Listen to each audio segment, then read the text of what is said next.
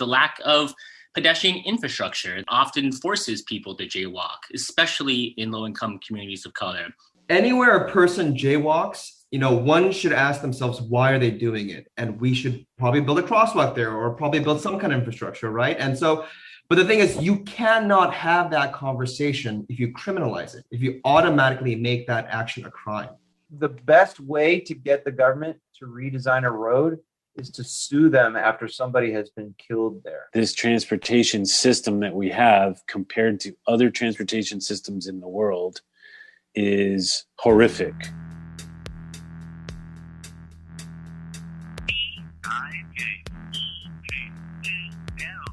So today we're going to talk about legalizing jaywalking, which kind of would sound shocking to people that we want to legalize jaywalking, to a lot of people, because we've sort of culturalized in the last, 70, 80 years that walking in the street is illegal and wrong, when in fact it wasn't. 100 years ago, it wasn't illegal to just walk in the street. Like, people did that normally. And then with the appearance of cars, pedestrians started getting killed a lot, and they started to criminalize walking in the street. Am I summarizing that right, John? Yeah, no, it was made by the car industry to keep as pedestrians as close to the buildings as possible and as clear as the roadways for the cars as possible. So totally. Yeah. So we're gonna talk about that with Jared Sanchez, if he is going to be on. I don't know if he's going to be on, but he's with CalBike and he's the Senior Policy Advocate. And we're also going to talk about pedestrian issues with you, John, including what is known as the Encino pedestrian bridge, which crosses the 101 in Encino at Encino Avenue, over between Burbank Boulevard, I believe, and I forget what the street is south of there, but the neighborhood south of there. So what's the story with that? I've read the Biking LA article where Caltrans was giving the choice to the public to have it or not. Have they decided yet? So yeah, this was notified to us by one of our community members. She happens to live in the area. And so she's got a notice and she shared that with us. And from the research and through the digging that we've done, it's sort of already baked in, and the bridge is going to be removed. And the issue wasn't so much the bridge being removed, because there were some damages with it. There's some issues with trucks hitting the bridge. The issue that we had is the bridge wasn't going to be replaced. And so the impact that would have happened. And, you're sort of mentioning about the pedestrian bridge, but for those folks who might not know too much, it would go over the 101, which, as many Angelenos know, is one of the busiest freeways in LA. It would connect a major commercial corridor with the residential area. But with the bridge gone, it would have risked, residents having to walk up to 2 miles in different directions to get to the area. And not only would they have to walk extra, but they would also have to compete with car traffic, as opposed to having a dedicated bridge for pedestrians. And so, yeah, one of our big points were, for a city that has a commitment to Vision Zero, which for your listeners is to have 0 car crash fatalities by 2025, removing a pedestrian bridge over one of the busiest freeways is not the way to go about it. So yeah, so we sort of raised the flag on this and got some community members to write letters in support to replace the bridge, and to not only tear it down, but to replace it. Cool. So do we have has Caltrans made a decision yet? We have not heard back yet. Mm-hmm. No. And looking at the map, I'm kind of familiar with the area, but there's apartment buildings to the north, and there's kind of a single family housing to the south. Is there support amongst the folks in the single family housing area? Like, what does the opposition look like? What's the support? We haven't done like a deep sort of surveying of the area, so I don't want to speak too confidently about the community support, but from the stories we've heard, this is where things get complicated, right? This is always complicated, which is, there's houses community there, and from what I'm hearing, they also happen to be taking the bridge space as space for shelter. And so I think that combined with the bridge and disrepair, I think just generally a lot of the community residents might not have been happy with it. And so the impulse is just, hey, let's get rid of it altogether.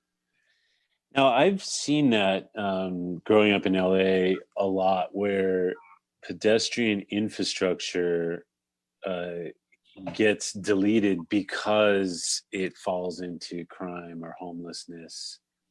That just seems to be like the habit that our city has for decades now.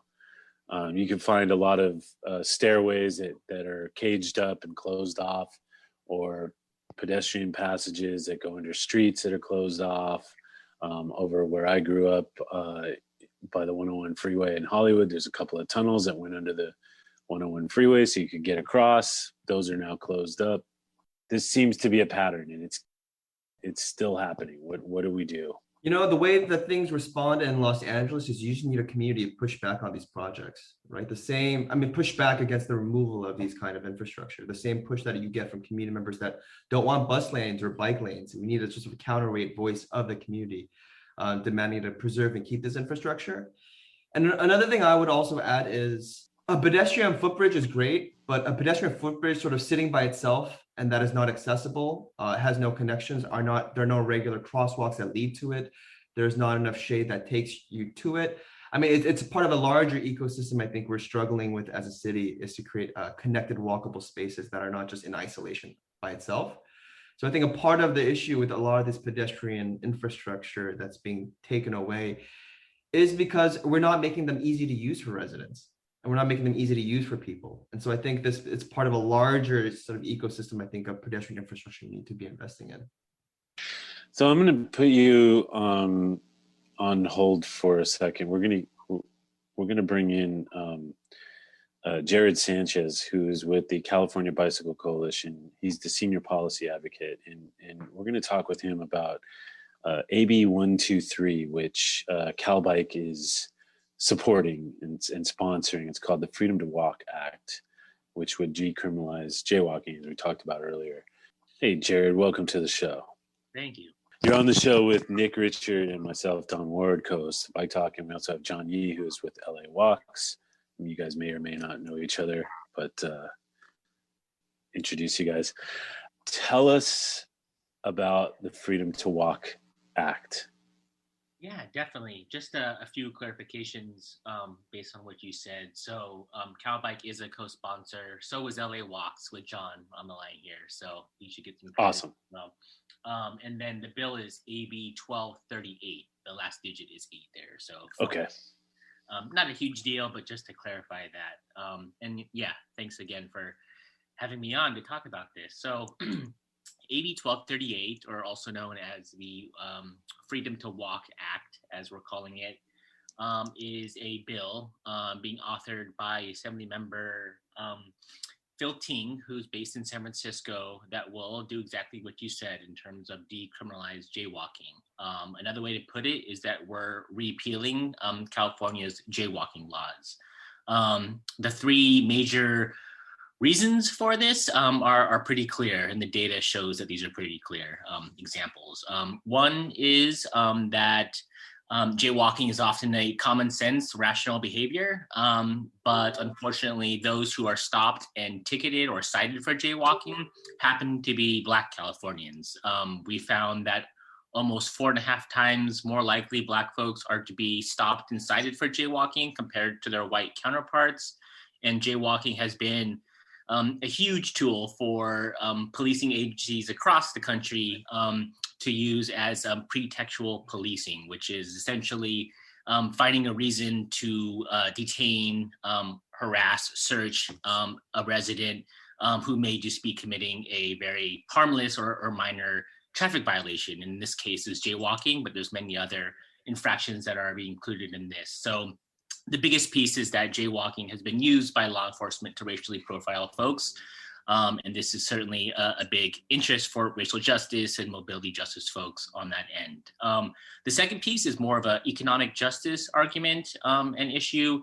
The starting fine for a jaywalking ticket is almost $200. It can quickly ramp up to many more hundreds or thousands of dollars if you miss a court date or miss a deadline. Fees are easily added on. So obviously, those who can least afford it are often most burdened with these fines and fees. There is an effort across the state and the country to eliminate a lot of unnecessary fees and fines that happen to burden low-income communities of color as well. And this jaywalking issue fits neatly into that, especially since many folks who use walking as a form of transportation happen to be low-income Californians as well on top of that. And the third piece, which might be most relevant to you and your audience is, and what John was just speaking to, is the lack of pedestrian infrastructure that often forces people to jaywalk, especially in low-income communities of color. Many times there's half a mile or more space between intersections where folks don't have crosswalks, don't have signal timing, just don't have the infrastructure there to make it easy to cross the street. So in many cases, they're forced to jaywalk to get to the places they need to go, grocery stores, hospital, friends, parks, whatever it is on their daily lives, jobs, and are put in a tough spot. And often police are already in the community where they're living and can very easily target folks for this. We quickly looked at the data. There's a few agencies that have publicly available data. The rest I'm going through and still trying to work out in the next couple of weeks. But again, as I mentioned, for, I think it was LAPD, for Los Angeles County Sheriff, for the San Diego Police Department, and one more I'm blanking on at the moment, but there was Long Beach Police Department, all ranged from 3 to 4.5 times more likely for Black folks to be stopped for jaywalking. So the data is clear on this. There's still thousands of tickets being issued and a lot of thousands of people being stopped every year for this issue. And it's time that we end it. So that's the summary of the bill. I'm glad to have John and other co-sponsors like the Lawyers Committee for Civil Rights of the San Francisco Bay Area and California Walks to join me. And we're looking to have the first committee hearing in about a week and a half now to see how far this can go. So I'll stop there, and yeah, we'd love to take questions or if you want me to expand a little more on anything. Well, let's talk technically speaking. So what, when people hear jaywalking, making jaywalking legal or making walking across the street legal, how do how does the law work? How would the law work if you were to say cross and get hit by a car? Where is the legal liability lie there? Like how would it work in that way? Yeah, no, this is an important question that I think, comes up a lot as I talk more and introduce folks to this piece of legislation. And I'll highlight different pieces around it, but maybe the first part that's important to start with, in which I didn't mention the technical aspects of the bill, which we can definitely get into more later. But the biggest piece is that we're repealing code sections that stop mid-block crossings, which is i.e. jaywalking. However, what we're not touching within statute is existing law, and there's several places in statute that already point to this, where pedestrians already, as part of their kind of role and responsibility as being a user of the road, are not permitted to put themselves, as they say, in a situation of an immediate hazard or constituting an immediate hazard. So there's two code sections in the law that we're not touching that still make that illegal. And the big question for us is always, what constitutes an immediate hazard? What is that exactly? And the existing law is already pretty vague, but fortunately, working with the Assembly Transportation Committee and others, we have identified in case law, also known as what's known, I'm not a lawyer, but it's what's known as a jury instruction, where there is a very brief and short example of what constituting an immediate hazard is. And it doesn't expand much more than say that a car is coming so near and so fast that it's a dangerous situation. So many times the police officer is often making a subjective interpretation of the law, And we're expecting that won't go away, but we're hoping that adding this clarity, really strengthening laws that are already on the books about protecting pedestrians from walking into traffic, which we're not suggesting in any way, and really being clear that when it's safe to cross, when there are appears to be no cars present, and when there isn't an immediate hazard, someone may be able to cross safely if they choose to do that.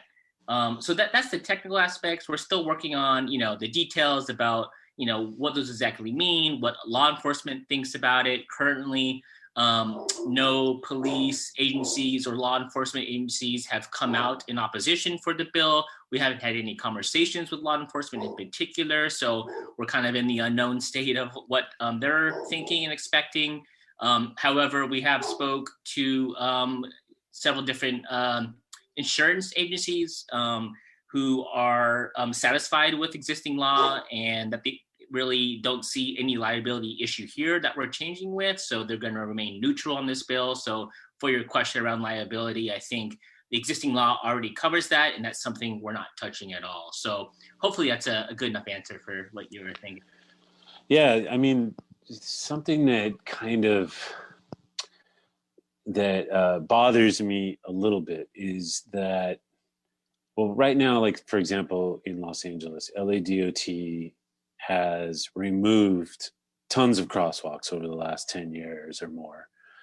And it's almost like this would excuse them from ever putting those back, like, oh, well, you can just cross the street, so therefore we don't need to make it safer to cross the street.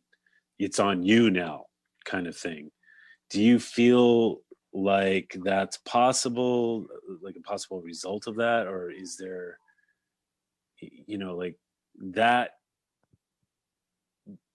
just feels like when pedestrians get hit, it's the cops usually come down on the side of the car driver. It seems like, I mean, I've seen lots of stories where people are even getting hit in crosswalks and the car driver is not held accountable.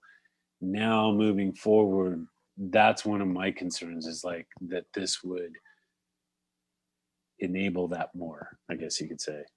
Yeah, no, I think that's a valid question, and maybe John can speak more to this, especially what's happening locally in Los Angeles. Not always on the ground on this, but maybe just to say real fast. I think that may be a valid concern if I guess we weren't already taking into consideration the millions and billions of dollars that at least at the state level is already investing to safe pedestrian infrastructure, including bicycling infrastructure, that I think cities are also doing and increasing and expanding. So I don't see that going away anytime soon, especially as the fervor for sustainable transportation grows, especially for active transportation like we're talking about now. So we're just talking about aligning those investments with the ability for folks to cross when they need to, because many times this infrastructure takes years, if not many dozens of years, to actually be implemented and in the ground. So we're asking for a way for folks to get along their way safely and accessibly in the meantime. And there's actually one last thing I'll say is there was some concern from elected officials kind of around this issue, but they were actually more concerned that or they thought that this would actually lead and incentivize local cities to expand their bike and pedestrian infrastructure. This would somehow, put more onus on them to really expand their infrastructure, not only in all communities across the state, but in Black and Brown communities in particular, which lacked them the most. So I'm kind of leaning towards that side in terms of being more of an inspiration for cities and folks to get infrastructure in. But I don't know. John, you want to go ahead? Yeah. No, I mean, it's a valid point. I mean, if history teaches us anything, we always kind of have to look at it with some of suspicion. And, I think that the impulse to think of this. And not that I'm suspicious. I'm just, yeah, no, I support this. It's just that I don't want to see it become totally an excuse to not put in crosswalks. I mean, I guess I totally feel that impulse, especially the sort of a race to the bottom mentality of like, of something like this. I would agree with Jared. I kind of lean on the other end, and let me put it this way: anywhere a person jaywalks, one should ask themselves, why are they doing it? And we should probably build a crosswalk there, or probably build some kind of infrastructure, right? And so, but the thing is, you cannot have that conversation if you criminalize it, if you automatically make that action a crime.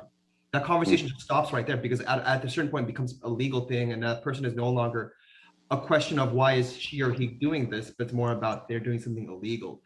And so, and I agree with Jared. I think this, if anything, is able to give an agency like LADOT, which are full of people who do want to create more pedestrian infrastructure, but often are operating in a broken system. But I think it provides that ability. But we can't do that if we automatically make it a crime by the code. So this is kind of the equivalent of allowing for desire paths on the streets, right? Like, hey, pedestrians want to cross here all the time. I don't know how they're going to observe it, but they should somehow be able to observe that, and then maybe that will inspire them to create a crosswalk there.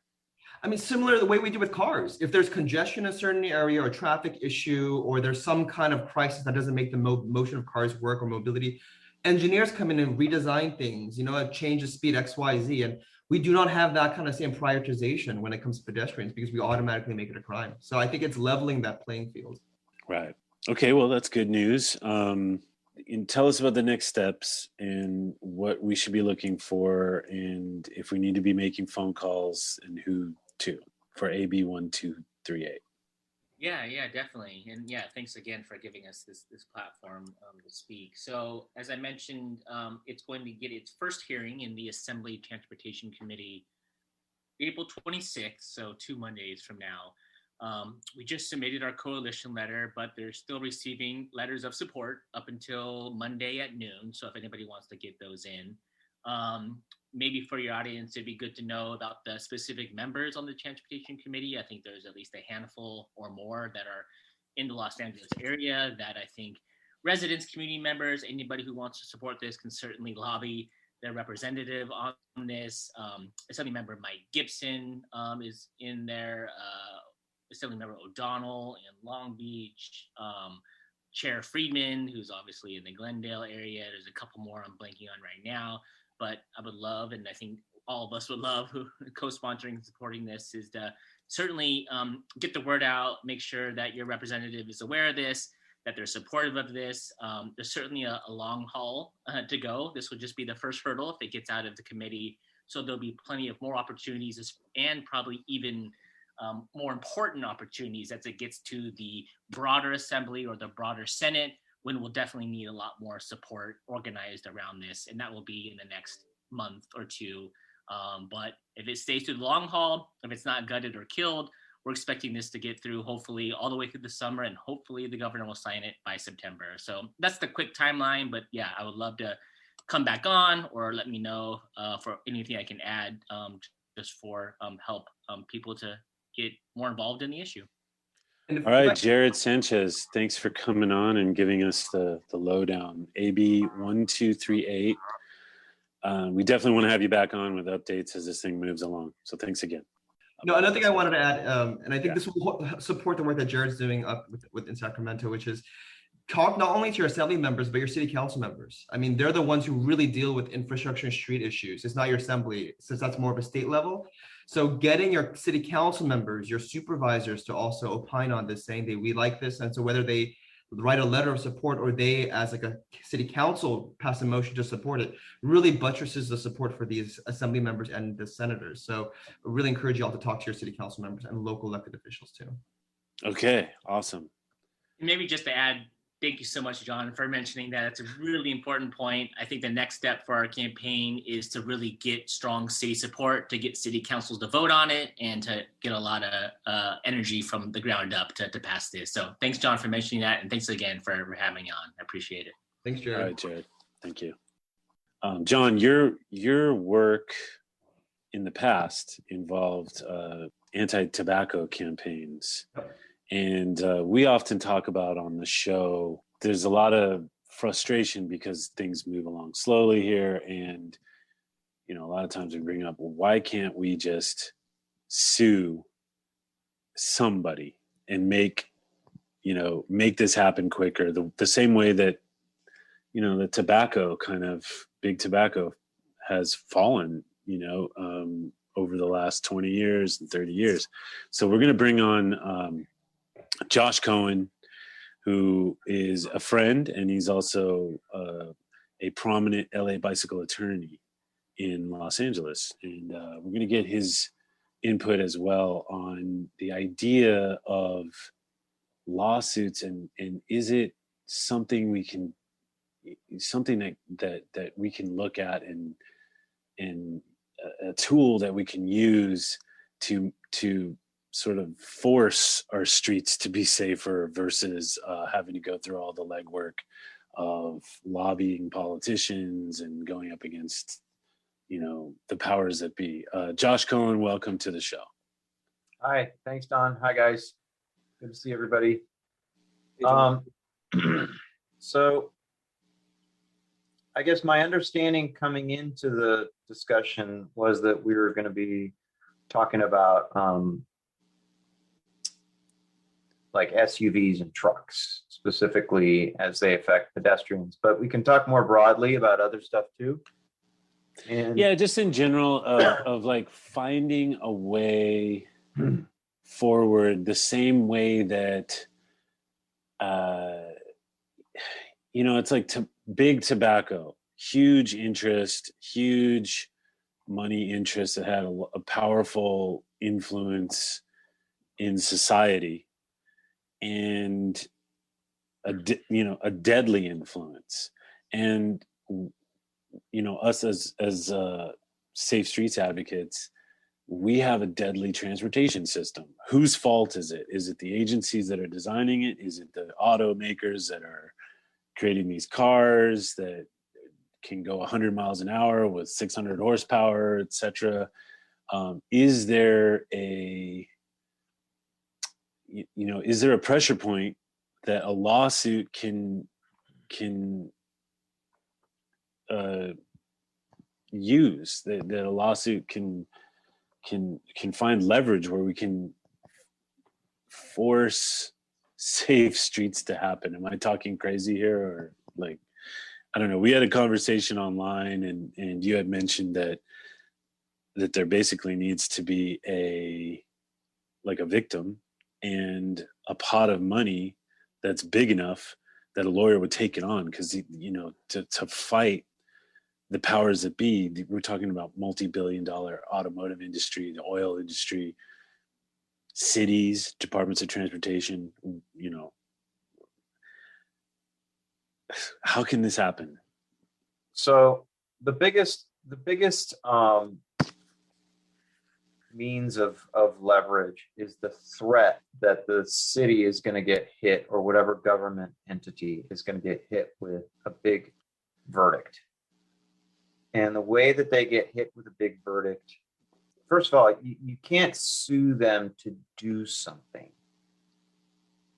The threat of being hit by a big verdict is a greater threat than the threat that you're going to sue them and somehow get a judge to order them to impose a road diet, for example, on Hyperion, which is in my neighborhood, and which I'm trying to figure out how to do something about Hyperion because it's a disaster. But for example, a woman was hit on the sidewalk a few years ago during a rainstorm when a driver lost control, and she was on the sidewalk, and then like within a couple of months another person was killed across the street on the sidewalk. And that section of roadway is literally my entry point onto Hyperion from my neighborhood.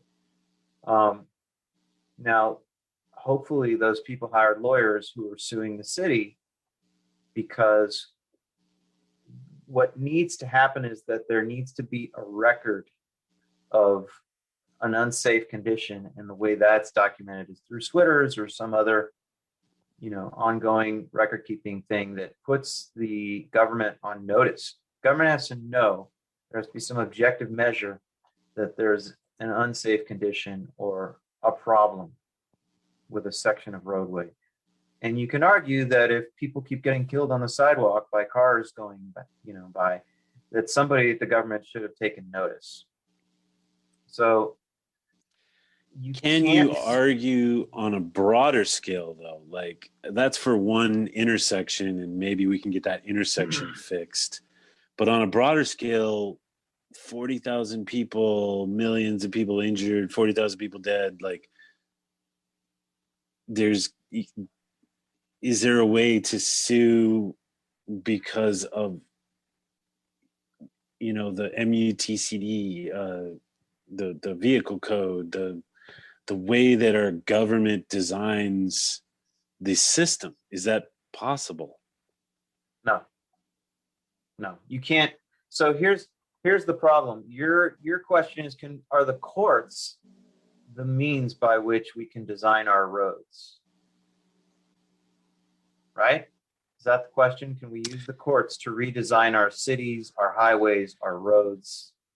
Okay. There's no legal mechanism for that in the courts.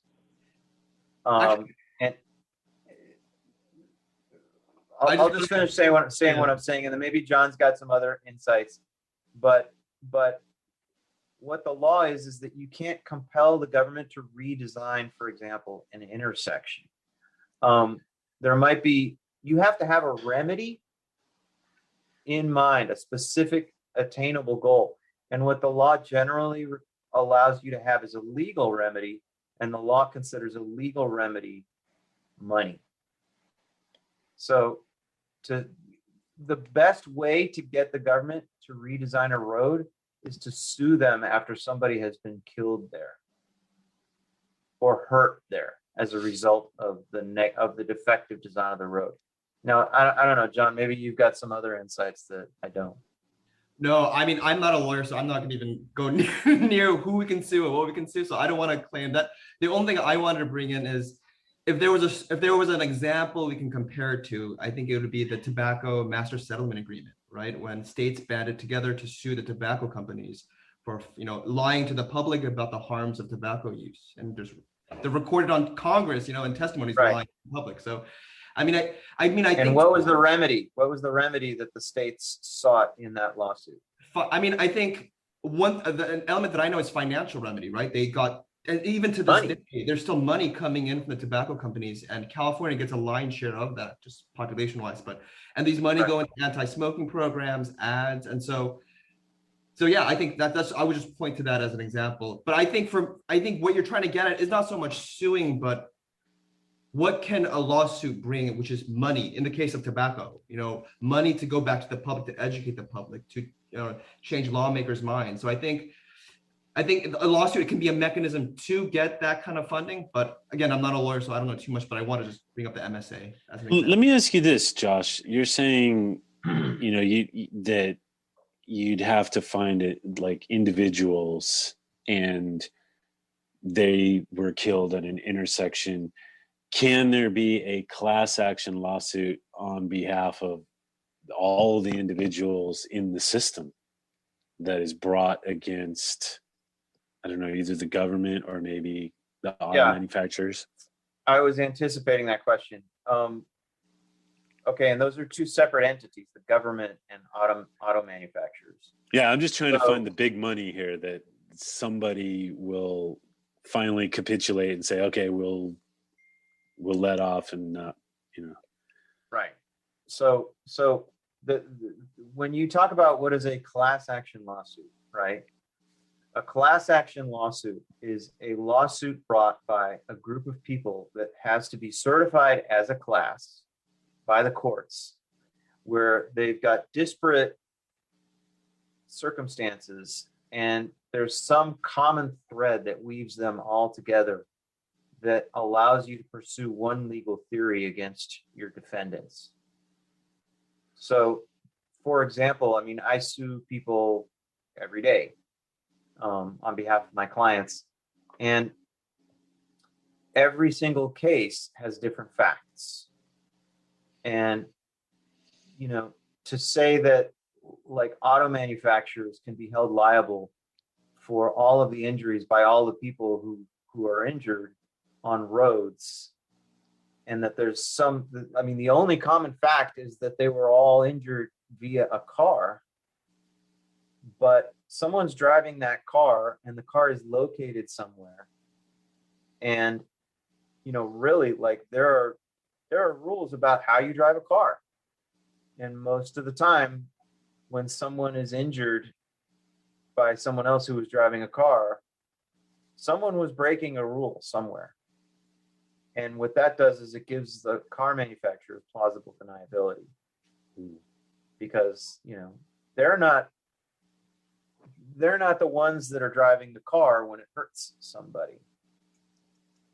But they're creating transportation equipment that is well beyond the design of the transportation system.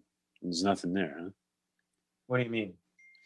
Well, like, they're a 600 horsepower vehicle that can go 120 miles an hour is way over designed for the system that we have. There's no liability there for creating such a thing and selling it.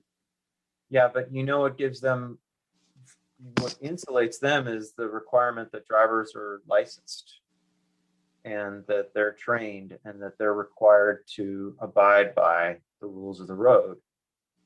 And just because a car can go 120 miles an hour doesn't mean, frankly, I've never had a client who was hurt by a car going 120 miles. Oh, no, you know what? That's not true.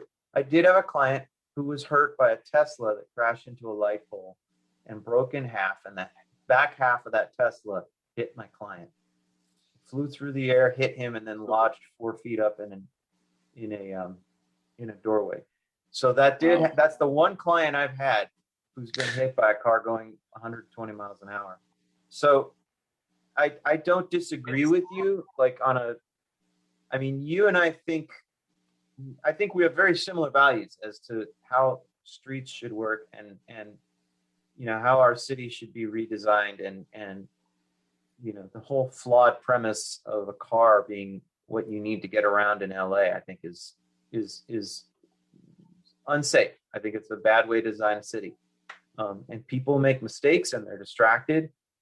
And, that's usually, let's put it this way. If you were going to try and get a lawyer to take on a case where he was going to spend the kind of money, or they were going to spend the kind of money that was necessary to sue car makers for all the people killed by, if you could get a class certified where there was enough of a common thread, it's one thing to say, okay, there's a products liability situation here. All of these cars had bad seatbelts.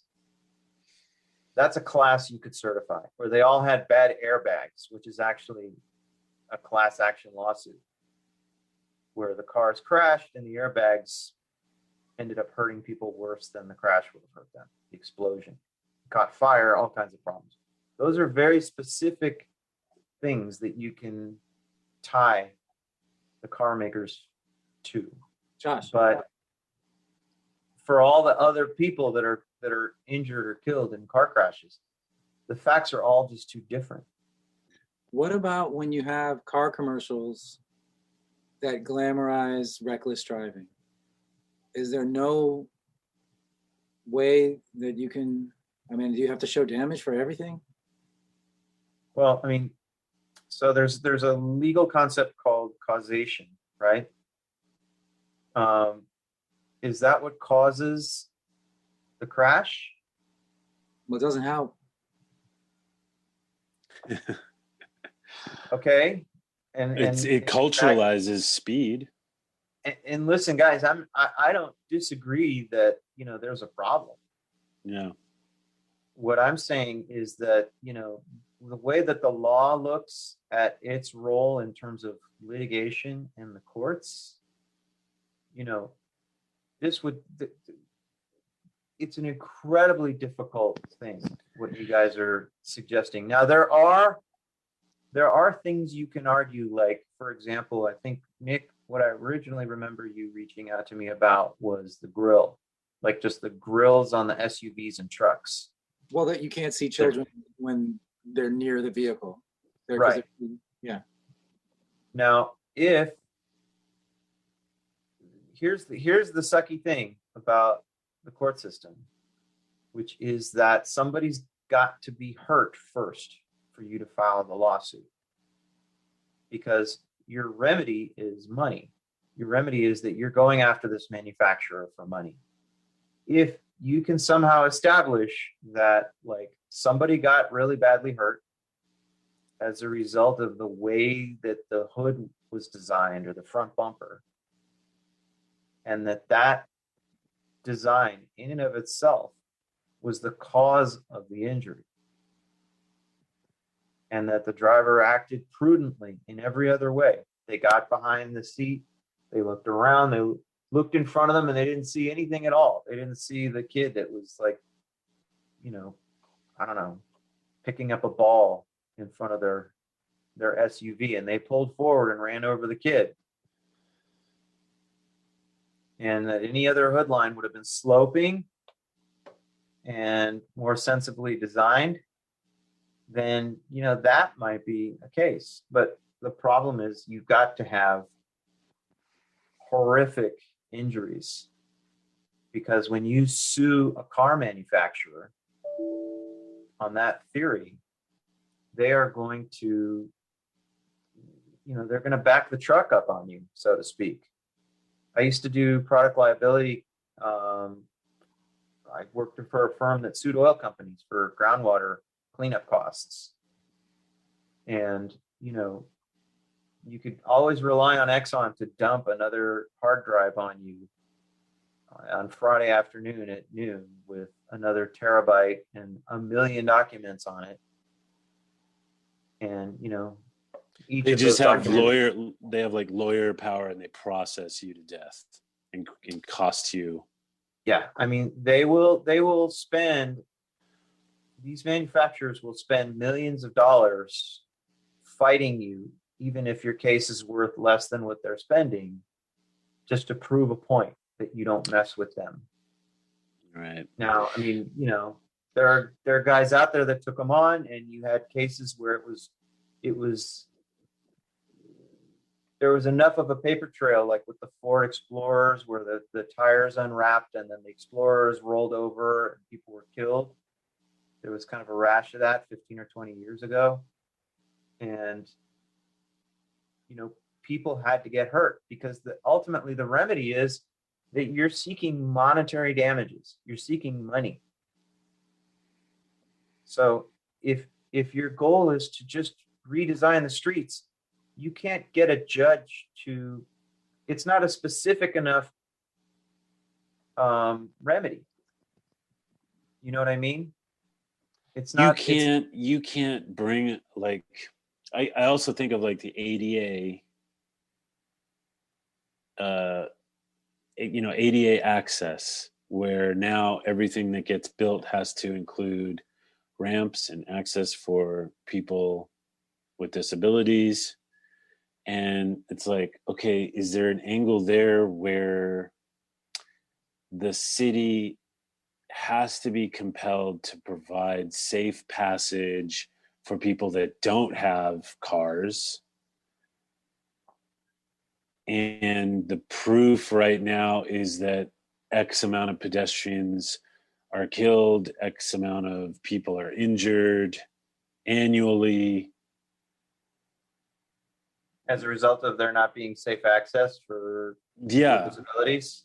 Well, people that don't have cars, or even people that drive cars that get injured and are killed. Like, this transportation system that we have compared to other transportation systems in the world is horrific. There's a lot of death, there's a lot of injury. That seems like a design flaw that the government is imposing. And the whole thing is like a Ford Explorer with wheels that are unwrapping. Yeah, and I don't disagree with you guys on this. I have sued the city, I don't know how many times, in multiple wrongful death cases, in multiple personal injury cases, over unsafe roadways. And in each case, actually, I think one of the responses by the city was, fine, we won't build any bike infrastructure. which didn't help the bike community. I feel bad Yeah. about that. But at the same time, what they, like in one case, what they did was there was a trench in the road and they striped a bike lane right over the trench and pointed the arrow into the trench. And my client followed the arrow and crashed as a result of the trench and destroyed his arm. And it is so hard. It is so hard to get this city to change roads. And the threat of a lawsuit is a bigger incentive to them than actually suing them, seeking some remedy that the court will throw out. If you file a lawsuit against the city saying you need to redesign all the streets so that they're safe because all these people are getting killed, the court won't even give itself jurisdiction to hear that case. The court will dismiss that case because it will say there's something called a demur, which is when you file a lawsuit and the defendant files something that is intended to dismiss your lawsuit, and it's because you failed to state a cause of action. A cause of action must allege specific facts that a court can have jurisdiction over hearing, and a specific remedy that the court can either impose itself or allow a jury to impose. So what you're talking about is you're turning the courts into urban planners, or you're turning your jury into urban planners. And they're more like movie critics. You can't get them to write the script. All you can do is get them to criticize the movie that's already made. No, I think we'll accept the judgment. Hey, what happened with that Supreme Court case, Josh? Which one? You mentioned something when I talked to you about this, where somebody tried to do this and took it to the Supreme Court. The Supreme Court threw it out. Somebody was suing car makers for climate change, and I think that I had a vague awareness of this case when I was doing environmental law many years ago. I wasn't involved in the case, but I think that the car makers got it thrown out too on a causation theory, which was, we just make the cars. People are driving them. People put gas in them. There's also gas in them. There's also coal-fired power plants. There's all these other sources of greenhouse gas emissions. How do you prove we're the ones that are warming the climate? So it's, causation is a rigorous legal standard that you have to have it. You can't just say this is causing this thing. You have to be able to prove it. And the plaintiffs have the burden of proof. Is there, okay, so the state sets up, I guess it's more of a federal level policy where there's a federal design guide for streets, then there's a state level design guide for streets. There's no possibility of making a comparison, drawing a comparison between our transportation system and other countries' transportation system and their safety record and our safety record. There's no causation. And please forgive me, I'm very much not educated on how to speak in terms of legalese, but it's like, is there no causation there that can be proven that this transportation system is designed badly? Well, you tell me, like, what, I'm the jury. Okay. What specifically are you asking me to do? I'm just 12 people sitting in a box in front of a judge. You tell me what we're supposed to do. Design a transportation system that affords access. Well, wait. You're not safe. asking them to design something. We're suing. Okay, let's say we're suing the state, Caltrans or whatever. We're suing Caltrans to design a transportation system that provides reasonable, safe access for everyone, every road user, including pedestrians and cyclists, who right now are shown to be, X percentage more, there's X percentage more deaths among pedestrians and cyclists. So they're not being served properly by the design of this transportation system. Right. So you're going to ask 12 lay people to do that? Well, we could choose who they are, right? Can we choose the jury? I mean, you're going to fill it full of roadway engineers and urban planners?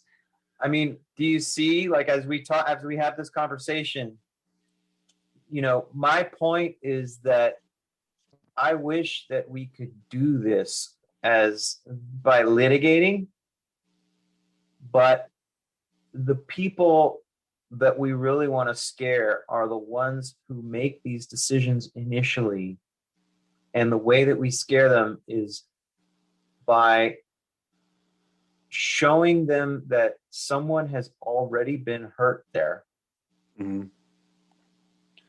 And proving to them by that means that it's dangerous. Okay. And then saying, you're going to keep getting hit with lawsuits. You're going to get, and let me just finish. All we can get when we sue the government, all we can get is money. We can't sue them to do something that we want them to do like that. Oh, okay. So, and that's actually a law. That's a statute. We put together a superstar team that goes through Switters, finds the hot spots first, and just go street by street, block by block. And that's been done for money. Okay. How do we ramp it up?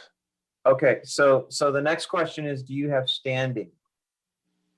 And standing is a legal threshold that allows you in the door. It means you somehow suffered a wrong because of this condition. So did you, Don Ward, get hurt as a result of this thing? I know you got hit by a car. I know the guy drove up.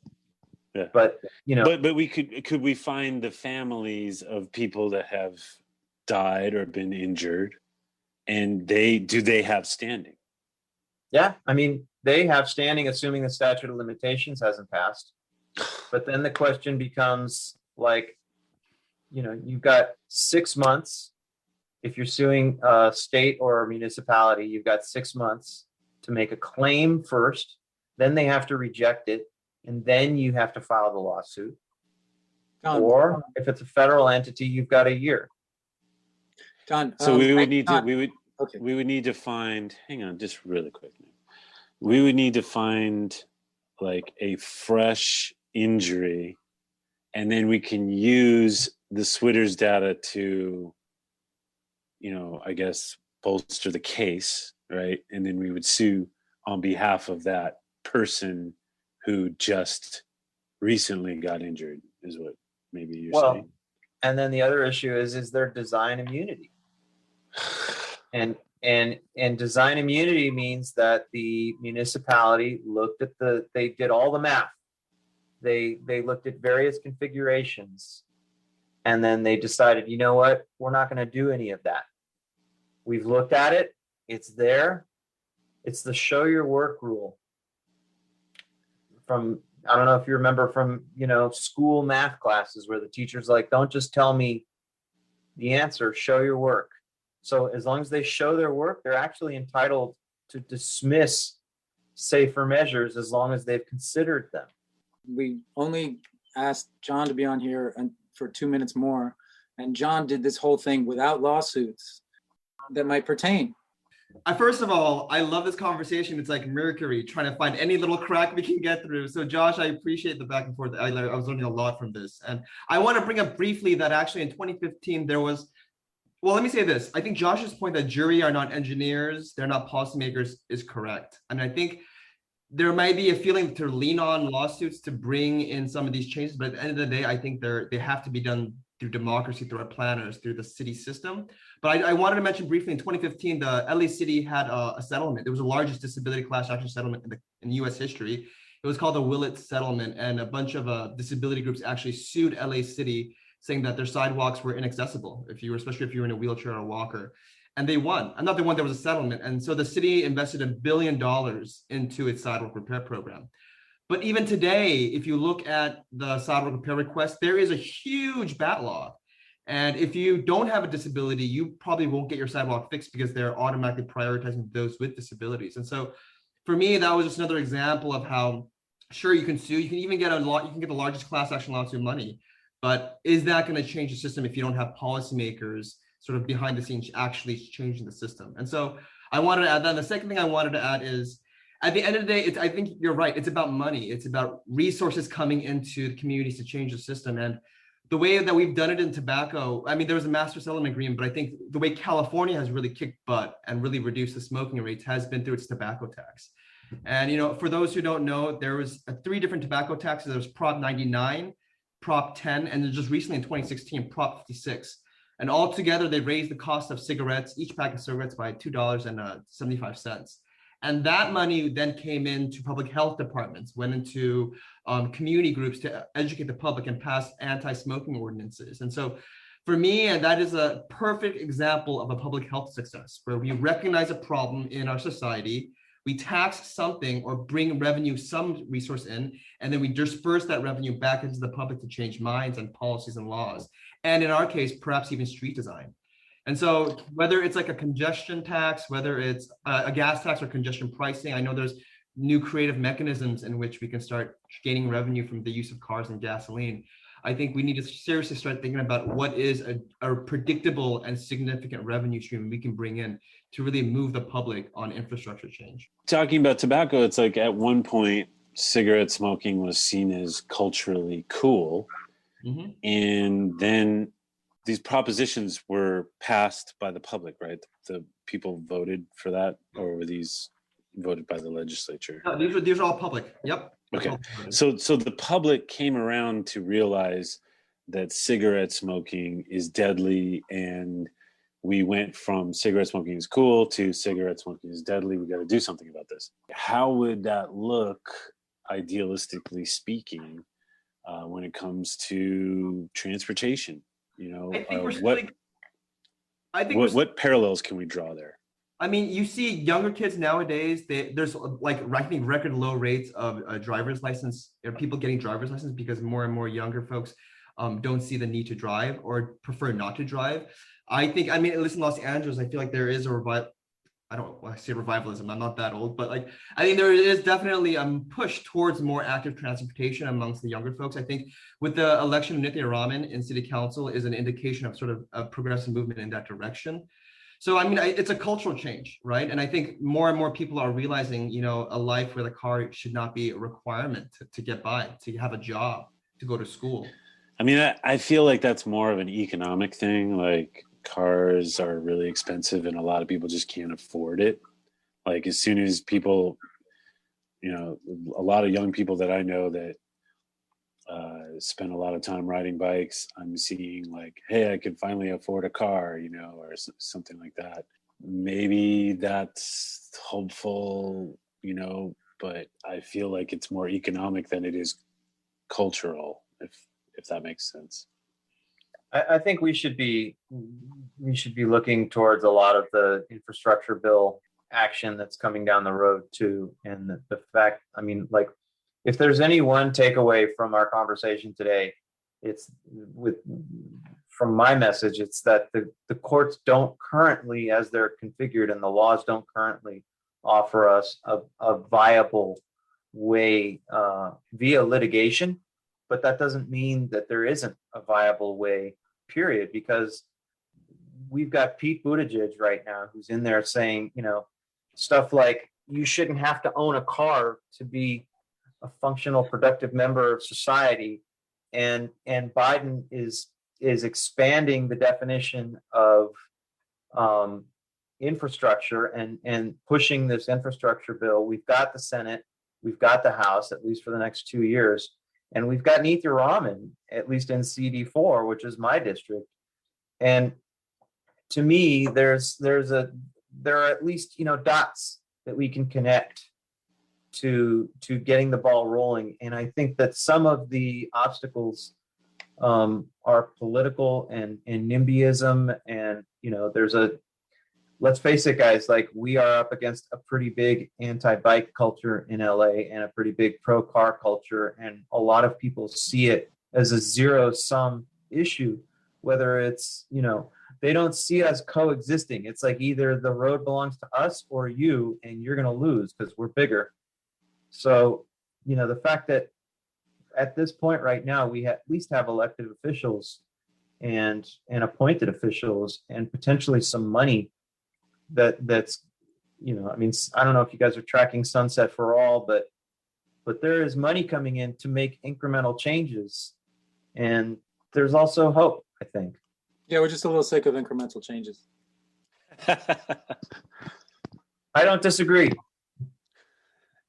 I wish that, we could just flip a switch and it all happened all at once. And maybe it will someday. I mean, Mobility Plan 2035, it's only 2021, right? It's only been 6 years since they passed that thing. We're going to call you Grandpa Cohen at that time. We'll have you back on here and tell us about it. All right. I'm alive still. Let's try to remain hopeful. And I think you're right. I did hear really good things coming out of the Transportation Secretary, Pete Buttigieg. We're trying to get him on the show with Laura Friedman to talk transportation. So, and Nithya. We need to get Nithya back on.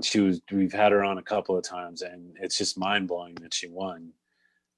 So that's very promising, especially for Council District 4.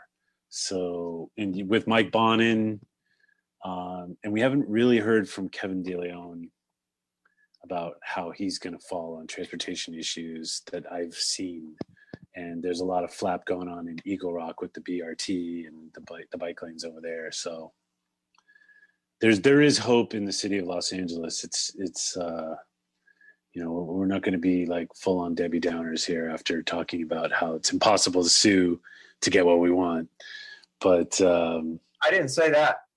Or it's hard. No, what I said was that the threat of and listen, everybody should have my311.org downloaded on their phones.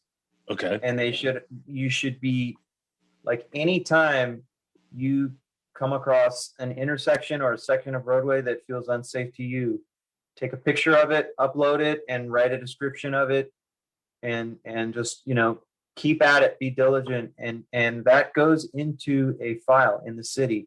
And when something bad happens there, and they realize they were put on notice, then it's a red flag for the rest of it. That the city has given us the means to give them notice, and once they have notice is the key. When the city has notice and something bad happens after that, you can put it right in front of the whoever you're deposing in your deposition, because you got it from them in discovery, and you can say, look, somebody put the city on notice that this was an unsafe section of roadway, didn't they? And yet nobody ever went out there. You guys put a little patch of asphalt right there, and yet, like, nobody did anything to fix the rest of it. It sounds like the bike path too, where there's like roots causing bumps in the bike path, and like rather than fix it, they just put a sign up, like, and that's it, I guess. Like, yeah, well, they have recreational trail immunity on the bike path. You're talking about the river path? Yeah, well, I'm talking Orange Line bike path is where I've seen it a lot, but also the river path where some Good Samaritan is spray painted lines. But I'm talking out on the Orange Line bike path. There's signs I forget exactly what it says, maybe like rough road or something like that they put up, and it's been up for months from what last time I saw. So it was kind of funny that was the solve. Yeah. No, I've gotten calls on that. How do you, Josh Cohen, thanks for coming on and brainstorming and educating us. We really appreciate it. We want to have you back on sometime and pick your brain some more. John Yee, also, thank you for coming on and talking pedestrian bridge and having this discussion. I'm trying to think of a hopeful note. It's the Pete Buttigieg angle. He's been saying good things. Biden, good. 2 years. We got this. 311. That's a good one. Yeah. Nithya's good. Nithya. Okay. I'm feeling better. We're ending on an up here. And there's people like y'all keeping the conversation going, so that's positive too. Who's that? Say that again. There's people like y'all keeping the conversation going too, so that's also. See that, Nick? We do matter. We're okay. So thank you guys for doing what you do. Yeah. Thanks, all right, guys. We'll definitely have you back on and talk some more. Thanks for coming on. Have a good weekend, guys. I rise in the morning and greet the day. Pull out the bike and I'm on my way. The transportation shows I care. Every turn of the pedal cleans the air. Green in the green, I'm saving the planet. Just like my friends Dale, Sean, Toby, and Janet. No greenhouse gas, a tiny carbon footprint up your ass. I'm on a motherfucking bike. I'm on a motherfucking bike.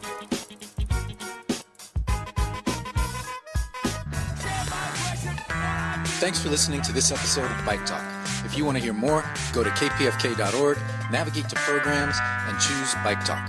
On the Bike Talk page, click on the archives link to play or download shows posted in the last 4 months. Go to biketalk.com and copy or click on the RSS link to subscribe. Our Twitter handle is BikeTalkPFK. On Facebook, we are Bike Talk. You can become friends and join our group.